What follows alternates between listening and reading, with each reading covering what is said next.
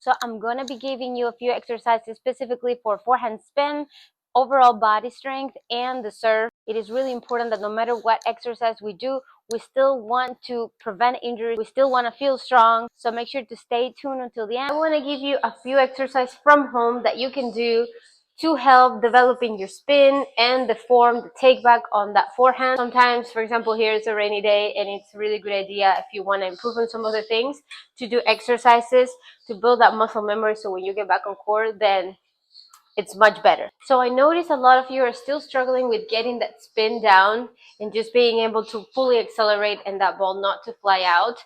A lot of the times the issue starts with the way we're starting the swing, and a lot of the times I see you guys starting the swing quite low, or maybe you're starting already with your racket facing up, or maybe you're just bringing your racket really straight down this way. Again, there are a lot of different issues that can happen, but what we can focus on to simplify it and make it very, very easy, use a wall. I'm going to use this wall right here. I'm going to use this wall, and I want you to start, let's say my right hip, this is a small wall, so it does have an end. So my right hip is at the end of the wall. Okay, and I'm going to start my swing right here at the end of the wall, on the outside of the wall. And I'm going to start to make sure that my tip of the racket is up. That way I am able to get the spin, because I do want to start from up. And then when my racket is in this position, then I can drop, I can show you the cap, and then I can do the brush. If those things don't happen and the strings look like this and we're moving forward this way and you're not showing me that cap and you're not starting with the tip up, it's going to be very, very difficult for you to get that brush. So this exercise seems very, very simple, but actually is getting down. It's really making you work on those two things. So as I said, right hip right here at the end of the wall. We're going to get a racket on the outside right here with the tip up. We do not want to set up a racket too far back, but right here would be great to start out. And we're going to pretend the contact is right here on this hand right here. So what's going to happen, to be able to get to this contact, I'm going to have to do this. And then as soon as I pass the wall, then I'm going to be able to get the spin. But notice what's happening here. Tip is up. And if I were to hit like this, like I see a lot, I'm not going to pass the wall. To get through the wall, I need to get this movement, which is what I am still missing a lot from you guys. So tip up, and then I have to pass the wall. To get through the wall to the contact, I have to do the right movement that we're supposed to do. If we do it wrong, we're not going to be able to pass the wall. Just make sure you get a wall that's not that big so that you can pass it at the end, because if it's a long wall, then you may not get the best results of the exercise. But this is a really good exercise. And again, you can practice this a lot of times. And then if you have a Topspin Pro, to then get to the contact and do the spin, awesome. If not, that is fine. You can just do it with a regular ball. If you have some room, just make sure you're not going to break anything. And we're going to start with the tip up right here. I'm going to throw the ball, and then now my cap is getting through, and then that way I'm able to brush. And you can practice that a couple of times to get the feeling, and then when you get to the court, you can try to copy that. I have seen a lot of improvements with this drill, with the simple drill from home. I've given it to my students for homework, and they've come back doing it a little bit better. And also you start to get a little more flexible and start to realize that your wrist needs to be a little more loose in order to get through the wall. If you're holding that racket too tight, it's really difficult to get through the wall. It needs to be super loose. So this way.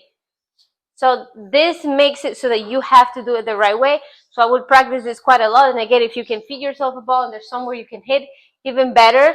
And then that way you feel that ball rotating in every. So now we're going to work on strength a little bit, because it's very important for you guys in order to develop good techniques, good habits, and for you to move well on court, to develop that strength. And doing it at home, it's a great way to sort of keep progressing. And then when you go back on court, you already feel like you're stronger, you're moving better. So I'm going to give you a couple of exercises that you can do from home. The first one we're going to work on, and one of my favorite because it's low impact, that way we avoid injuries of course, it's rowing. And we're gonna use this rowing machine. As you can see, this one that I have is yesoul, and it occupies very little space, and you can put it inside the house, in your garage, wherever. So rowing is such a great exercise because it really works on your legs quite a bit, but it also works on your back muscles and your arms. So it's a very complete exercise that will help you feel stronger, more explosive on court, and stronger on your upper body as well, on your strokes and your serve.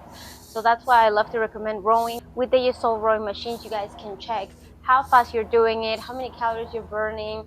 You can adjust the resistance up or down depending on how you're feeling, and that way you can keep an intense workout, and the goal is that you feel stronger and stronger every time, so that you can do it with more and more resistance. The really cool thing about it also is that I can plug in my phone and I can watch my favorite Netflix shows while I row, and so I can do a really intense workout for like 30 minutes and just still watch my favorite show, and then also see my stats and see how fast I'm doing it, how many calories I'm burning, while I keep adjusting the resistance. You guys can also do a guided workout that you can use either a YouTube video, or you can use the Peloton videos from your phone and have them show on the screen here and follow a complete guided workout on the rowing machine. Sometimes when you want to be pushed a little, you do want to do one of those guided workouts. You're kind of forced to adjust that resistance even when you're exhausted. So I love to do those as well. Now hopping into our next exercise. This is one of my favorite exercises for full body strength. Basically, we are going into a bicep curl and right away into a squat, and then lifting up into a shoulder press. So this really works all your body, including your core.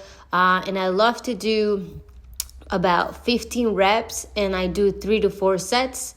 So this is something that you can do at home with whatever weights you feel comfortable with. And again, it works your entire body. The other exercise I want to give you is for your toss. So I know a lot of you still struggle with that toss. We can practice this with the same wall at home, just to try to keep the same straight arm, of course, grabbing the ball, just letting it rest on the fingers, and just keep that same path, straight arm. And here the wall's blocking me to go anywhere, and also, I see this a lot being a mistake. So I'm gonna stand, just making sure that this is aligning with the tip of my shoe. You can't see it, but the tip of my shoe. That way I'm tossing this way, and I'm repeating it. And then, if you're really struggling with the toss, you can do this 20 times a day, 50 times a day. It's right here. And grab it. So you know that the ball is landing on your hand. That means you are having a good toss, arm straight. Very simple exercise, but if you're a beginner or an intermediate really struggling with that toss, where is that toss going? It's going all over the place. Make sure you practice that this is right, the arm is straight. And again, you're going to toss it like you're going to catch it, and then you're going to toss it higher to be more realistic to your contact. Now, last but not least, let's not forget to stretch. There's so many videos you guys can watch and follow a guided stretching routine. I really like to follow this type of routines. That way I make sure that I take enough time to stretch and not rush through it, which is what tends to happen. So that's really important. All right, guys, that was it for today. I hope whether you're working on your forehand spin, on your serve, on your strength, and any home exercises that can help you enhance your performance, that this was useful for you. And don't forget to hit the subscribe button so I can keep making videos like this for you guys. All right, see you soon.